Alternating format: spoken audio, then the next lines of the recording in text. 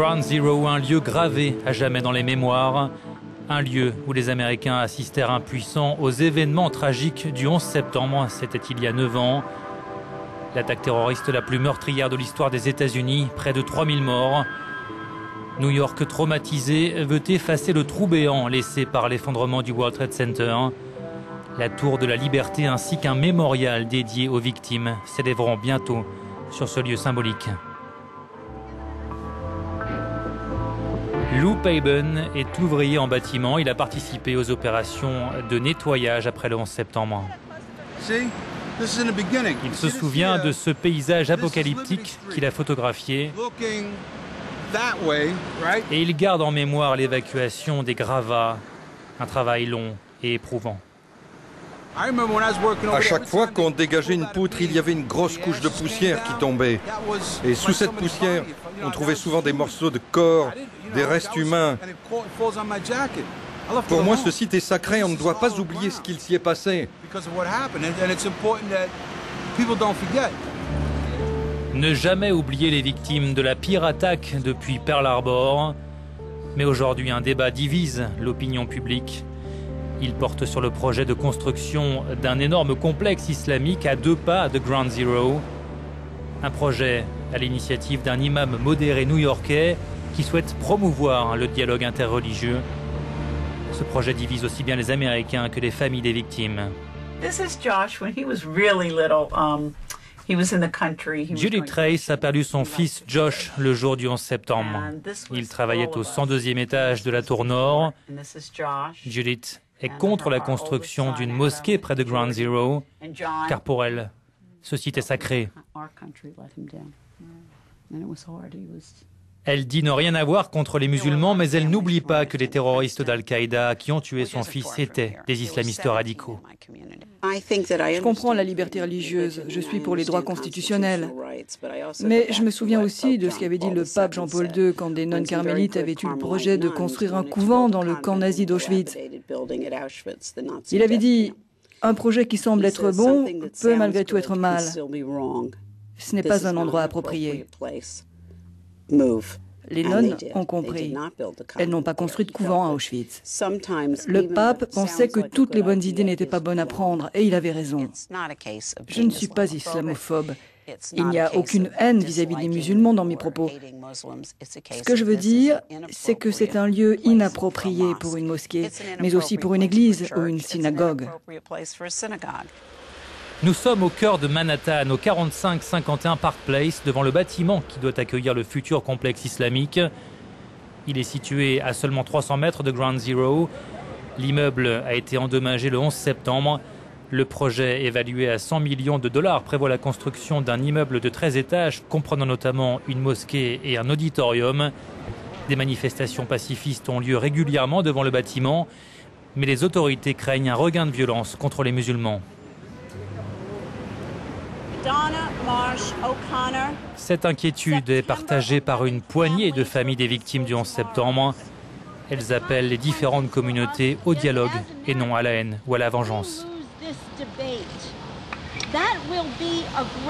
Nous avons déjà observé à travers le pays des violences contre les musulmans, des protestations contre des mosquées.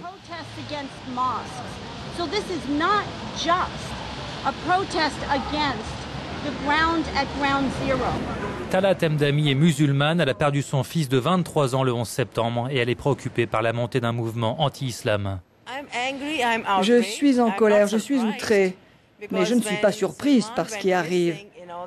Très vite, après que Suleiman ait été porté disparu, des rumeurs ont circulé disant qu'il était peut-être lié aux attentats. J'ai dû me battre seule contre ces terribles soupçons. J'ai dû me battre aussi contre celles et ceux qui insinuent que nous, les musulmans, sommes des terroristes, une population qui incarne le mal. Aujourd'hui, je ne suis plus seule à me battre. Toute une nation, toute une communauté est en train de se battre. Dans le quartier du Queens à New York, une rue a été rebaptisée. Elle s'appelle désormais la Timothy Walty Street, du nom d'un pompier qui a péri dans l'effondrement des tours le 11 septembre. Depuis sa mort, la mère de Timothy, Adele, s'est rendue en Irak et en Afghanistan pour rendre visite aux familles qui ont souffert des bombardements américains. Elle défend la communauté musulmane.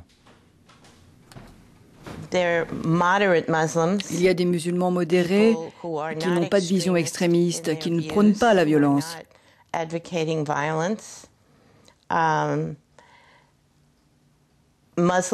Les musulmans ont été critiqués car ils ne se sont pas exprimés de manière suffisamment virulente contre ceux qui prônent la violence.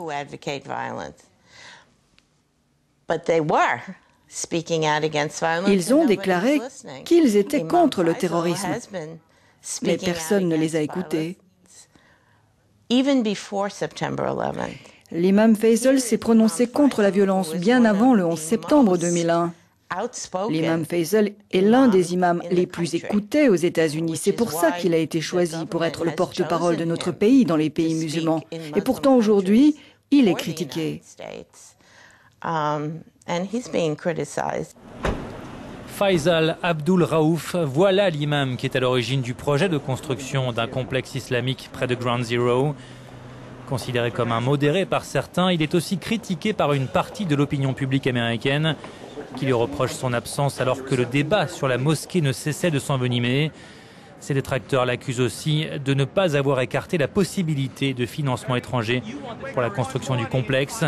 Pour beaucoup, cette mosquée en plein cœur de Manhattan risque de diviser davantage les Américains. Une récente enquête a montré en effet que plus de 2/3 des New-Yorkais étaient contre la construction du complexe. Notre pays est le théâtre d'une guerre culturelle. Je pense que nous devons conserver notre identité américaine.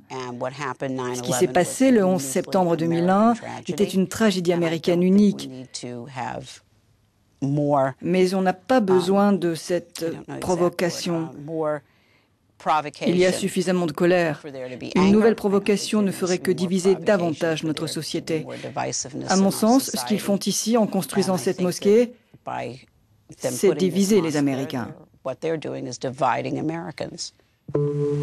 Nous sommes en Pennsylvanie, dans le jardin de la réflexion, un mémorial dédié aux victimes des attentats du 11 septembre. Il rend hommage non pas seulement aux morts du New Jersey et de la Pennsylvanie, mais bien à tous ceux qui ont péri dans les attaques terroristes. Le souvenir d'une nation unie dans la douleur et le chagrin. Une unité qui, 9 ans après le 11 septembre, semble se fissurer.